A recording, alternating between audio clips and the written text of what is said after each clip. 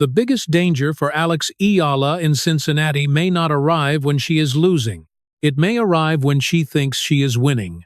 That is exactly what happened the last time Alex faced Elena Gabriela Ruse. Alex won the first set, 6-3.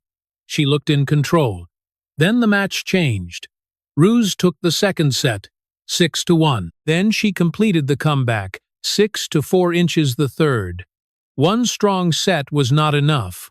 One early advantage was not enough. And now, 2 years later, Alex gets another chance against the same opponent.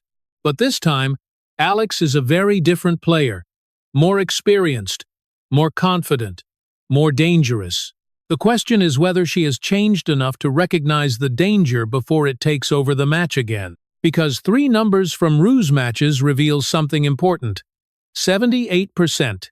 8 of 9. 11 straight. None of those numbers makes Ruse unbeatable, but together they reveal 3 moments Alex cannot afford to ignore.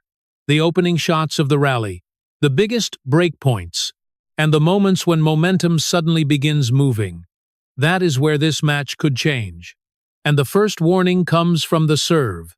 In Miami against Antonia Ruzic, Ruse won about 78% of the points behind her first serve. That does not mean she is one of the biggest servers in tennis. She is not. The more interesting question is what that first serve allowed her to do next. A good first serve does not always need to produce an ace. Sometimes it only needs to prevent the returner from attacking. Sometimes it only needs to create a neutral ball. Sometimes it creates a short return that lets the server step forward. That is where Ruse becomes uncomfortable to play.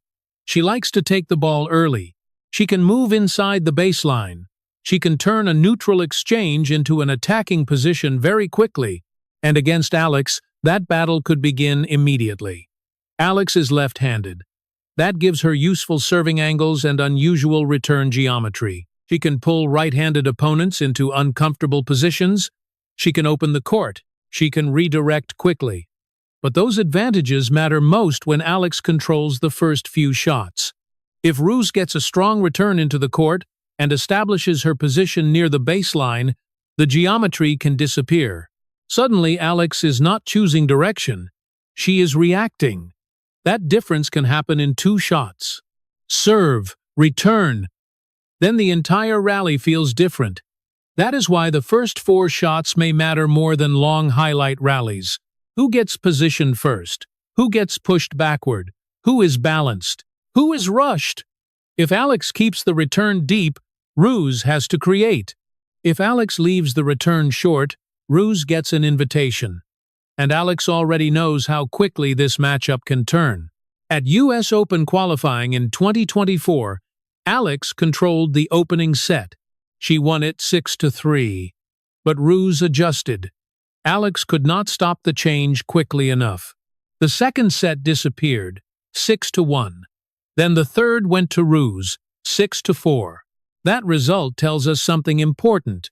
Alex had already proven she could hurt Ruse. The problem was not finding a winning pattern. The problem was keeping control after Ruse changed the match. That is why Cincinnati should not be viewed only as revenge. It is an adjustment test. Can Alex recognize the shift earlier? Can she stop 1 bad game from becoming 3? Can she change the rhythm before the scoreboard forces her to? Those questions lead directly to the second warning: momentum. And this is where the number 11 matters. At the 2024 US Open, Ruse faced Barbora Krejcikova. Krejcikova had recently won Wimbledon. She understood pressure. She understood big matches. She understood how quickly momentum can change. And yet Ruse still produced a run of 11 consecutive points. 11 straight, almost 3 complete games worth of points without interruption. That is the kind of burst Alex cannot ignore. Because tennis momentum does not always arrive dramatically. There is no warning light. 1 point disappears. Then another. A return lands short. A forehand misses. The next service game becomes uncomfortable. Suddenly, 3 points have become 6. 6 become 8. Then the scoreboard looks completely different. That is what makes Ruse dangerous. She does not necessarily need to dominate for 2 hours. She can damage a match during one short period. 10 minutes may be enough. A few strong returns, a few rushed decisions, one break, then a clean hold. Suddenly, the player who looked comfortable is defending the set, and this is exactly why the previous meeting should stay in Alex's mind. Winning the first set did not protect her. Being ahead did not protect her. Once momentum shifted, Ruse found another level, and Alex could not reverse it quickly enough. 2 years later, that is the lesson Alex has to carry onto court. Not fear, awareness. She has to notice when Ruse begins stepping forward. She has to notice if her own returns begin landing shorter. She has to notice if rallies are ending too quickly. She has to notice when Ruse begins winning the first strike battle repeatedly. Because if 3 warning signs appear together, Alex should not wait until the set is almost gone. She has to change something earlier. More depth, more height, a different return position, a different serve location, one extra rally ball, anything that interrupts the acceleration. And this is where the tactical question becomes interesting. The obvious response to an aggressive opponent is often to attack even harder. Hit bigger, take the ball earlier, try to end the run immediately. But against Ruse, that could create exactly the type of tennis she wants. More speed, more short points, more chaos. One possible answer for Alex is to make Ruse hit one extra ball. Not to become passive, not to stop attacking, to control the attack. There is an important difference. A deep return can be aggressive. A heavy ball through the middle can be aggressive. Moving Ruse backward can be aggressive. Making her hit from an uncomfortable position can be aggressive. Alex does not need every attacking shot to touch the line. She needs control of where the next shot comes from. That could be one of the keys to this match. Attack without rushing. Force Ruse to create repeatedly. Do not give her free acceleration. And if you enjoy watching these small tactical battles inside a match, pay close attention to what happens after Ruse wins 2 or 3 quick points. That may be the moment when the real battle begins. Because the third warning may be even more frustrating. Break points. Against Elise Mertens, Ruse faced 9 break points. She saved 8. That sounds impressive. But there is an important detail. Ruse still lost the match in straight sets. That matters. 8 saves from 9 opportunities does not prove that she is impossible to break. It shows something more useful. She can survive pressure. She can make the returner work repeatedly. She can force an opponent to create the same opportunity again, and again, and again. That creates a psychological problem. Imagine Alex earns an early break point. Ruse saves it. Alex creates another. Ruse survives again. Then a third opportunity appears. Still no break. The danger is not only losing those points, the danger is what happens inside Alex's mind after them. The next return gets hit harder than necessary. A forehand gets aimed closer to the line. Alex starts trying to force the break instead of building the point. Then one missed opportunity becomes frustration. Frustration becomes impatience. And suddenly the pressure moves to the returner. That is the trap Alex has to avoid. Creating breakpoints is not enough, but failing to convert 1 or 2 is not a disaster either. The key is staying disciplined. One missed chance cannot change the next return. One great serve from Ruse cannot change the next rally. One saved breakpoint cannot make Alex feel that she needs to hit a winner immediately. That emotional discipline could decide more than any spectacular shot. The Mertens match actually gives Alex some encouragement. Ruse saved 8 of 9 breakpoints, yet she still lost 6-3. 6-3. So the lesson is not that Ruse becomes unbeatable under pressure. The lesson is that she can make pressure expensive. Alex may need patience before the opening finally becomes a break. And when the break comes, another challenge begins. Consolidation. A break of serve means very little if Alex immediately gives it back. Against a player who can create sudden momentum, the service game after a break becomes extremely important. A break followed by a clean hold sends a message. The momentum stays with Alex. A break followed by a loose service game gives Ruse oxygen. That is where the lesson from 2024 becomes simple.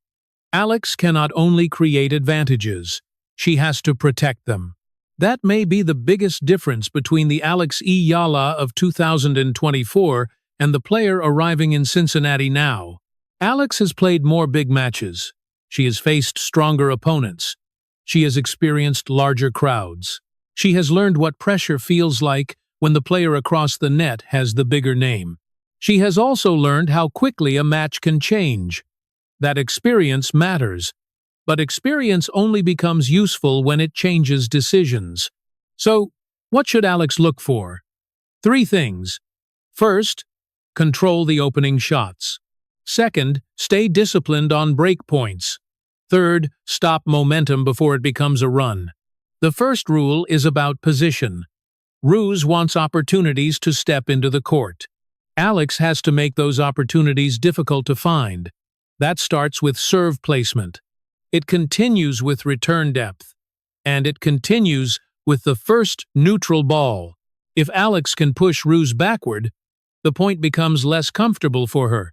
If Ruse is constantly standing near or inside the baseline, Alex will feel rushed. That is the battle. Not simply who hits harder, who owns the court.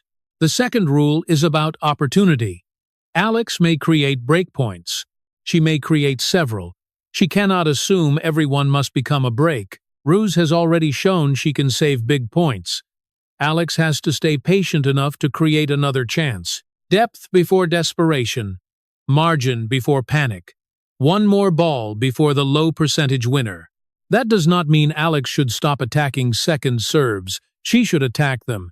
But she should attack with a plan. Move Ruse. Take time away when the ball allows it. Do not force the shot simply because the scoreboard says break point. The third rule is the most important. Kill momentum early. If Ruse wins 3 consecutive points quickly, Alex should notice. If Ruse begins standing farther inside the baseline, Alex should notice. If Alex starts leaving returns short, she should notice. If points begin ending before Alex can establish her patterns, she should notice. Do not wait until the scoreboard says 1-5. Change something while the set is still alive. Slow the acceleration. Make Ruse think. Make her hit another ball. That is not defensive tennis. It is controlled tennis. And that may be exactly what this matchup demands. Now think again about those 3 numbers. About 78% of first serve points won against Ruse. 8 of 9 break points saved against Mertens. 11 consecutive points against Krejcikova. They come from different matches. They do not guarantee anything about Cincinnati. But together, they suggest 3 danger zones. Time, opportunity, momentum. Ruse can take time away in the first few shots. She can make break opportunities difficult to convert, and she can create sudden scoring bursts when the match begins moving her way. But none of that means Alex should enter this match afraid. Quite the opposite. Alex now has something she did not have in 2024. Information. She has already played Ruse. She knows Ruse can adjust. She knows one strong set does not finish the job. She knows the match can change quickly, and she knows exactly how painful it feels when an advantage disappears. That knowledge can become useful, because the last meeting does not only give Ruse confidence, it gives Alex a warning. And sometimes a warning is more valuable. If Alex wins the first set again, the reaction should not be relief. It should be focus. That may be the most important moment of the entire match. What happens immediately after Alex gets ahead? Does she keep serving with purpose? Does she maintain return depth? Does she continue forcing Ruse backward? Does she notice the first adjustment? Or does the match begin changing while everyone is still celebrating the first set? That is why the biggest danger may arrive when Alex looks comfortable. If Alex loses the first set, the problem is obvious. She knows she has to respond. But if she wins the first set, the danger can become invisible. That is what happened before, and Cincinnati gives her a chance to show how much she has learned. So if Alex takes the opening set, watch the first 2 games of set 2. They could tell us everything. Does Ruse step farther forward? Does she attack second serves more aggressively? Does Alex continue controlling depth? Does Alex protect the first service game? That is where the revenge story becomes much more interesting than simply comparing rankings. Alex may arrive with more momentum. She may carry more attention. She may have produced bigger results recently.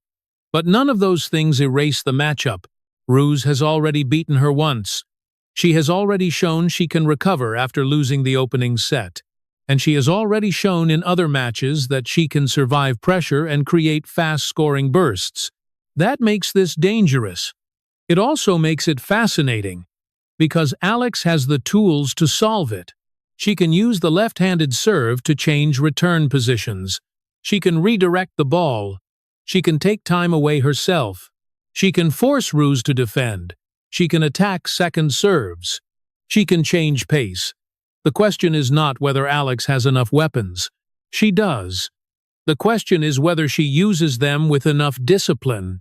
If Ruse starts accelerating, does Alex accelerate too? Or does she control the rhythm? If Ruse saves a break point, does Alex become impatient? Or does she create another one? If Alex breaks serve, does she relax? Or does she lock down the next game? Those decisions could separate Cincinnati from 2024. And I want to know which danger worries you most. Ruse taking control of the first few shots? Ruse saving the biggest breakpoints? Or one sudden scoring run changing the entire match? Put your answer in the comments, because this matchup may be decided by something much smaller than the final score suggests. One short return. One missed breakpoint. One loose service game. One run of 5 points. That can be enough to change a set. And that is why this is not simply a revenge match. It is a test of recognition. Can Alex see the danger earlier than she did 2 years ago?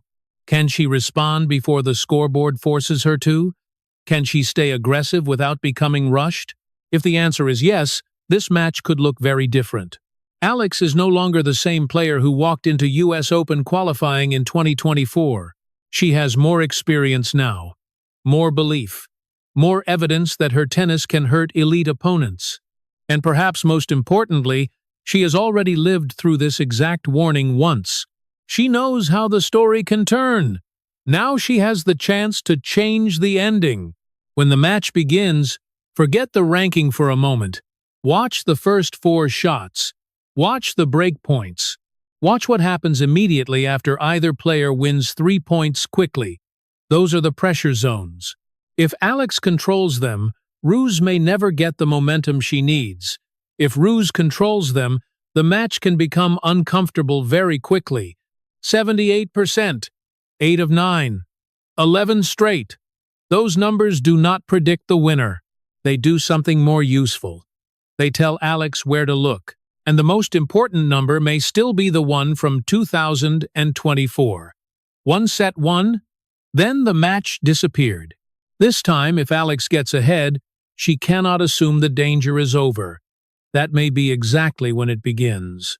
And if Alex recognizes that moment early enough, Cincinnati could become more than revenge. It could become proof that the lesson from 2024 was learned. The old Alex experienced the comeback. The new Alex now gets the chance to stop it. And when the first ball is struck, the answer will not be hidden inside a ranking.